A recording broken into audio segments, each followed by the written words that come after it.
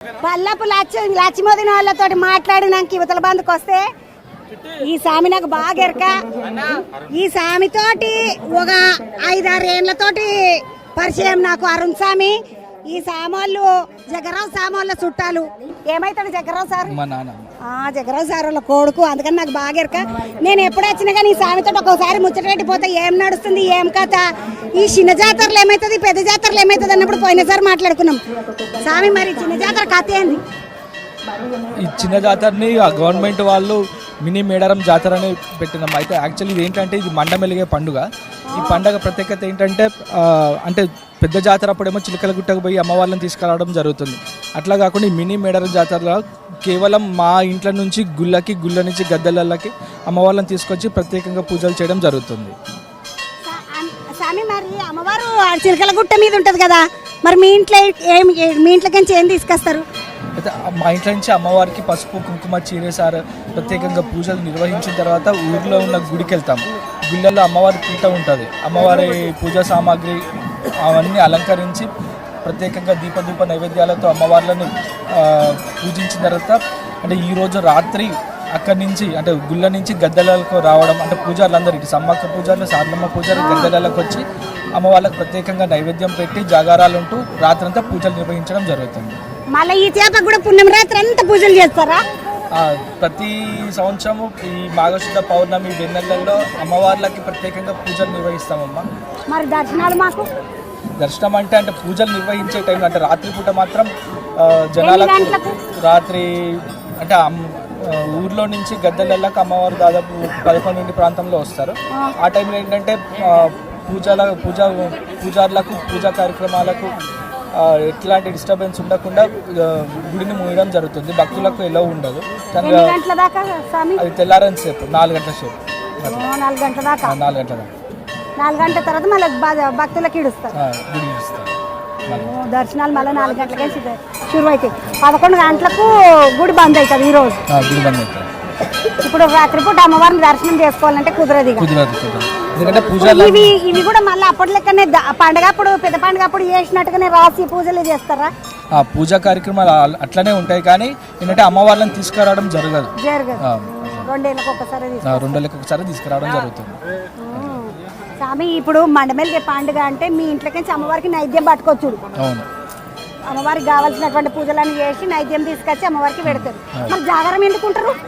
అంటే పూజారుల నిష్ఠతోటి అమ్మవార్లను వశపరచుకోవాలి కాబట్టి ఈ మా పౌర్ణమి వెన్నెలలో పౌర్ణమి రోజు రాత్రిపూట ప్రత్యేకంగా పూజలు చేస్తారు. అందుకే కదా వేరే గుళ్ళకు ఈ గుళ్ళకు తేడా ఏంటంటే అంత హైందవ సాంప్రదాయాలు ఉంటాయి. ఇక్కడ ఆదివాసీ సాంప్రదాయాలు, ఆదివాసీ పద్ధతులు ఇక్కడ ఆచారాలను బట్టే వెనుక పూర్వం నుంచి ఇప్పుడు అదే ఆచారాలు కొనసాగుతున్నాయి. కాబట్టి పౌర్ణమి అనేది అమ్మవార్లకు ప్రత్యేకంగా అన్నట్టు ఆ రోజు మాత్రమే పూజలు నిర్వహించడం జరుగుతుంది.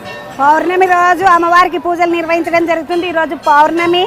నేను కూడా అమ్మవారి దర్శనం చేసుకున్నా. మీ అందరికి అమ్మవారి దర్శనం చేసుకున్నా. మీరు అందరికి చల్లగా బతకాలని మొక్కుకున్నా. మా తెలంగాణ పబ్లిక్ అంతా ఏ రోగం రోస్టు లేకుండా నిమ్మలంగా మానసిక ప్రశాంతతతో ఉండాలని మా తరపున కూడా జర రాత్రికి మొక్కాలి. ఎందుకంటే పబ్లిక్ అంతా చూస్తున్నారు. మా పబ్లిక్ అందరి కోసం మొక్కాలి. ఓకే అమ్మ, తప్పకుండా. ఎందుకంటే ఇంతమంది ఈరోజు వేల సంఖ్యల నుంచి కేవలం ఆదివాసీల నుంచి ఇప్పుడు ఇతరులు కూడా వస్తున్నారు. దాదాపు కోట్ల మంది భక్తులు అమ్మవారిని దర్శించుకుంటున్నారు. ఇక్కడ ఏదో మహిమ ఉంది. అంత పవర్ఫుల్ శక్తివంతమైన తల్లులు కాబట్టి, కోరిన కోరికలు తీర్చే తల్లులు కాబట్టి అందరినీ చల్లగా చూస్తుంది. మీరు కూడా నిష్ఠతోని అమ్మకు పూజలు చేయండి, కోరిన కోరికలు తీరుస్తుంది. అట్లనే అమ్మవారి చూపు కూడా మీ మీద ఉంటుంది. అమ్మవారి చూపు మన మీద ఉంటుందా అని చెప్తున్నాడు స్వామి. నిమ్మలంగా అమ్మవారికి దండం పెట్టుకొని మంచిగా పూజలు చేసుకొని వచ్చిన స్వామి. నేను ఇంకొక ముచ్చట అడుగుదామని మర్చిపోయిన చూసినవా నువ్వు? అమ్మవారు వెన్నెల రాత్రి పూజలు వశపరచుకున్నాడు అనగానే నా దిమాక అంత ఎటేటో పోయేసి వచ్చింది. స్వామి ఇప్పుడు మరి ఇంత చేస్తారు కదా, కానీ మీరు ఈ కోయ పూజారులు ఎవరైతే ఉన్నారో సమ్మక్కకు పూజ చేసేటోళ్ళు కానీ సారక్కకు పూజ చేసేటోళ్ళు కానీ మీరు కొలుపు చెప్పారు కదా, మరి అవి ఉండవమ్మా మా దాంట్లో. అట్లాంటివి ఉండవు. ఎవరికి ఏం చెప్పరు అట్లాంటివి ఉండవు. ఏంటంటే మా మేడారం జాతర గురించి చాలా తప్పుడు ప్రచారం జరిగింది. ఇప్పుడు ప్రభుత్వానికి కూడా మేము డిమాండ్ చేసేది ఏంటంటే అమ్మవారి చరిత్ర, అమ్మవార్ల మీద కూడా స్టడీ చేయాలి, ఆ చరిత్ర మీద స్టడీ చేయాలి. ఇట్లే చాలా తప్పుడు ప్రచారం జరిగింది మేడారం జాతర మీద. అసలు పూజలు అంటే ఐడెంటిటీ లేకుండా పోయింది. ఇప్పుడు మీరు పూజ చేస్తారు కదా అన్న రాత్రికి, పూజ చేసి రాత్రంతా జాగారం ఉంటారు. మరి మీ భోజనము అవన్నీ ఏమి ఉండయా? మొత్తం ఒక పొద్దేనా? పున్నమి రోజు అంతా ఒక పొద్దేనా? మొత్తం ఒక పొద్దు, రాత్రి పూట కూడా ఒక పొద్దు ఉంటాం. అందుకని అంత నిష్ఠతో పూజలు చేస్తాం కాబట్టి మనకు అమ్మవారి అనుగ్రహం ఉంటుంది. ఇట్లా తెల్ల బట్టలు ఎందుకు వేసుకుంటారు తమ్మి? నేను ఎప్పుడు అడుగుదాం అనుకుంటా, పూజారులు అంటే ఎర్ర బట్టలు పచ్చ బట్టలు వేసుకుంటారు కదా, మీరు ఎప్పుడు వచ్చినా కూడా ఇట్లా తెల్ల బట్టలు వేసుకుంటారు.